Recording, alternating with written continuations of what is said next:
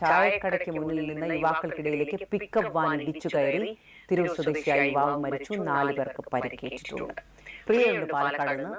പ്രിയ, അപകടത്തിന്റെ വിവരങ്ങൾ. ഇന്ന് പുലർച്ചെ 2 മണിക്കാണ് ഈ അപകടം ഉണ്ടായത്.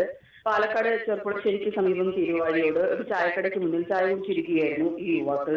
പെട്ടെന്നാണ് കോഴിയുമായി വന്ന പിക്കപ്പ് വാൻ നിയന്ത്രണം നഷ്ടപ്പെട്ട് യുവാക്കൾക്കിടയിലേക്ക് ഇടിച്ചു കയറിയത്. ഇതിൽ മലപ്പുറം തിരൂർ സ്വദേശിയായ യുവാവ് മരിച്ചു. ഒപ്പം ഉണ്ടായിരുന്ന 4 പേർക്ക് പരിക്കേൽക്കുകയും ചെയ്തു. കൊടൈക്കനാൽ യാത്രയ്ക്കിടെ ഇവരെ തിരുവാഴിയോട് വെച്ച് ചായ കുടിക്കാൻ വേണ്ടി അവിടെ നിർത്തിയതായിരുന്നു. അപ്പോഴാണ് ഈ അപകടം ഉണ്ടായത്. പ്രിയയാണ് പാലക്കാട് നിന്ന് വിവരങ്ങൾ നൽകിയത്.